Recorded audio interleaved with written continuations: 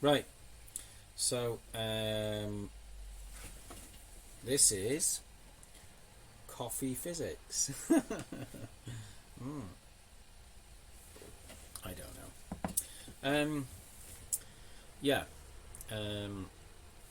So I would consider myself an amateur scientist. I've got no. I did it at school. Generally speaking, I did it at school, but yeah, not particularly. Not I did physics at school, and I did it as part of a degree. I think. Did I? Yes, I did. Mechanical electronic engineering degree. So it was involved in that as well. If my eyes look like they're not looking at the screens, because I'm doing it with a phone where the camera's actually there but the screen's there. Right, I think I've cracked it. I'm making no claims as to whether this actually is true or not, but I think, and I'm not going to do any mathematics at all, right? This is purely based on YouTube videos which are done by, well, I would say reputable people. I mean, these people have got quite a following, and so this is it's not just one video, it's like a lot of people, including physicists, are explaining why how electromagnetism works and how time dilation works to give us gravity. The reason why this is important is because I'm not seeing anybody tying these together, because you'll have to excuse, it's a bit cold, because, and you can see there's a lot. If I put in let me just do it here so you can see, and if I put in YouTube electromagnetism relative, can you see that? You can't see it, there's a light shining on the screen as well, which doesn't help. Maybe I'll edit that out, I don't know. But basically, where is it? There's the search there. Oh no, you can't see it, can you? Because the light's shining on it. There. YouTube electromagnetism relativity, right? And then you come up with a rake of videos that explain basically how you're using special relativity. So this does the length contraction thing, and the reason why it works apparently is because, in a nutshell, the electrons are moving in the wire, and the protons aren't. They're fixed, essentially. I'm cutting out an awful lot, but that's essentially it. And from the point of view of a electron, that's from a point of view of an electron, right? It's seeing, as if it were, it's seeing the wire, and I'm just trying to think now. Would the electron be moving or not? Let's assume it's moving. So you've got it. Oh yeah, because it's in a wire, isn't it? So the electron's moving down the wire, right? And it sees the electrons, its mates, as if it were. They'll be moving together, I guess. And so it doesn't see any length contraction because it's effectively stationary in its own time of reference, in its own frame of reference, I think. But the protons from its frame of reference are moving the other way. And because they're moving in the other way, SR means you get length contraction, which means that then you get a density variance between the electrons and the protons, which then causes a electric field from the point of view of the electron particle that's whizzing past, and that causes a density change between the protons and the electrons in the wire, which then causes length contraction. You see. And from the point of view of the electron that's going down another wire next to it, I guess, or you're in a magnetic field. Are you? I'm still trying to understand it. Anyway, that's the point is that I don't need to understand it because there's plenty of videos that explain it, and when I'm looking at it, not now when I'm trying to explain it, but when I'm watching it, and so you have things like, let me show you. Okay, this is which one's this one? Silence Asylum. And this guy, he really tries to make it. You recognise this guy here, and he says, I'll exaggerate everything for the rest of the video so you can see what's happening. In the lab frame, the squirrel is moving, so it's contracted along that direction. Right. Everything in the wire is fine. It happens to be neutral in the spring. Yeah, because Just you've got like the same before, number of protons the and magnetic electrons. field around I'm the skipping a wire lot. exerts a magnetic force on the squirrel, repelling it away. Right. In the clone frame, things look a little different. The squirrel and electrons are stationary, so they're not contracted anymore. Now that the positive bits are moving, they are contracted. See? That means this part of the wire has a net charge. Right. Density. Charge may be invariant, but space is not. Charge density is the amount of charge divided by the space that charge occupies. In our case, we're measuring that space as a distance. The electrons have expanded, and the positive bits have contracted, which means they occupy a different amount of space. Right. Their density has changed. Right. So then you get a net Each spot along the wire charge. has a net positive charge. Right. Net According positive to charge. Gauss's law, that means there's an electric field. If there's an electric field, the Lorentz law tells us there's an electric force. Bingo bango, we've got a force. Right. So basically, he's saying what he just said, of course, which is that you can explain electromagnetism using special relativity. You don't need an actual magnetic field, that it's an electric field that we're actually witnessing here. We've got protons and electrons and squirrels in his case, right? And so this is causing the attraction that we call magnetism, but it isn't actually. It's electric fields, right? And we just see a magnetism, and from our perspective, from the macroscopic effect, right, we are seeing a quantum effect, essentially a quantum level, because we're talking about electrons and we're talking about protons. That's a quantum event. These are quantum particles, but it's having a macroscopic effect, isn't it? I mean, kind of everything does. I mean, I'm talking to you. I'm a physical person. My body is made up of atoms, and it's made up of organs, and those organs are made up of molecules, and those molecules are made up of atoms, and so on and so on. So underneath it all, it's like it's all quarks. Okay, some are up, some are down. So and I'm talking to you now. This is a macroscopic effect as a result of the fact that I'm a complex system that's made up of subatomic particles, essentially.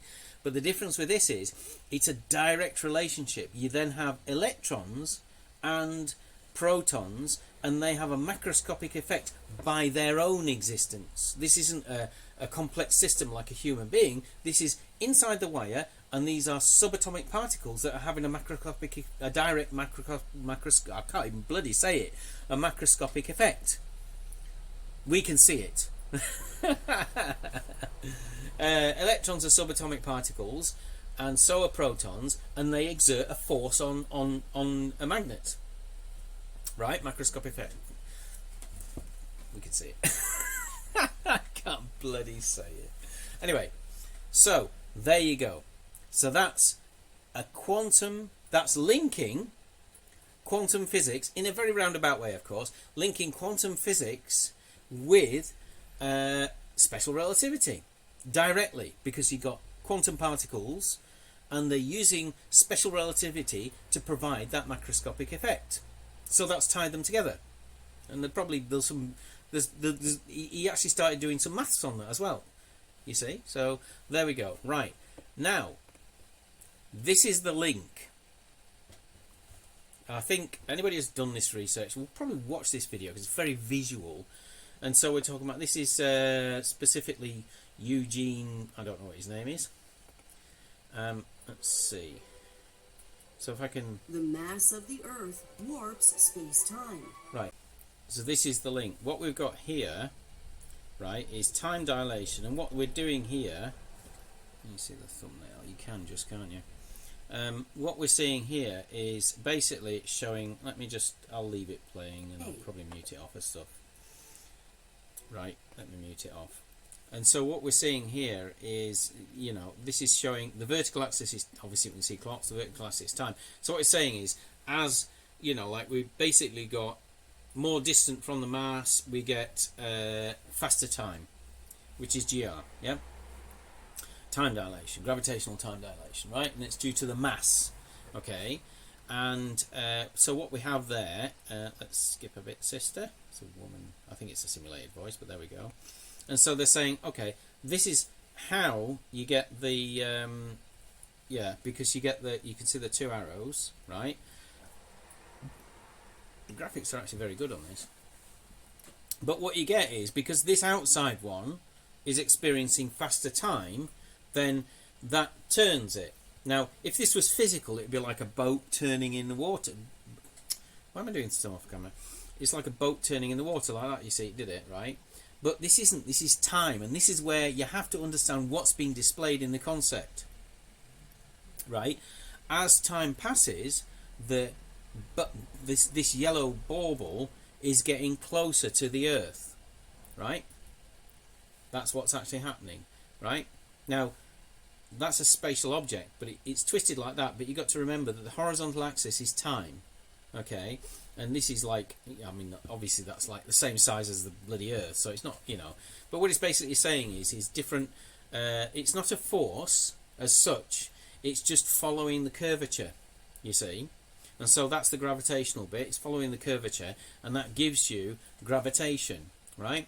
So this is not, although they're talking about the mass distorting space-time, right, which is GR, of course, they're saying that gravity per se is a macroscopic effect of the actual time dilation. In other words, there's no force involved. It's just the way it works, because the planet is warping space-time, and as the planet, as if it were, goes forward through space-time, right? You've got to be very careful about what you're actually seeing here, right? Because what's happening here is the vertical axis it's showing things moving upwards, but we won't perceive that. What we perceive as is time passing, right? So if I was to move my finger, right, towards the Earth like that, in this diagram it would go up like that, because the time is that way, right? So whilst I'm physically going that, right, because the time chart, as if it were, it means it's just an angle. So what we would see with that barbell is we wouldn't see, I mean, it's obviously grossly exaggerated, but we wouldn't actually see that barbell kind of turning and going up like that. No, what we'd see is moving towards the Earth mass. That's what we would see, us perceiving time as being this linear, ever go forward thing, right? And that's what we see. So we perceive things moving towards, well, it's the centre of mass, isn't it? Obviously, it's the centre of mass of the planet. Right? That's what we will see. Right? Now, why is this important, and why does it tie into the electromagnetism SR thing? It's because this is, whilst it's using the mass, it's obviously dealing with the mass of the planet, it's not having any kind of secondary effect. There is no force of gravity. It's just an effect of the passage of time in GR. Right? So this is where we don't actually have like a graviton or anything like that. There's no particle involved with the gravity itself. It is the distortion of space-time, right? So the closed loop of this is to actually somehow have special relativity give you that distortion in space-time. And if we can link those two things together, right, then that means you've got the link between quantum physics and SR in the electromagnetism and the wire, right? You've got the link between gravity, what was called the force of gravity, and something which is actually just a time dilation effect. So no particles, right? No gravitons, okay? Now, you just need to have the link between the time dilation effect and SR, and then that means you've linked everything together. You've got quantum physics then linked with GR through SR. And if you can demonstrate that, theory of everything, isn't it? Don't know if it'll work, and I need to look into that link. And then obviously there's a whole raft of mathematics which is going to fill the world. But basically this is what it is. This is what I'm trying to do. Yeah? So when I do that, it will be on coffee physics, whatever that is.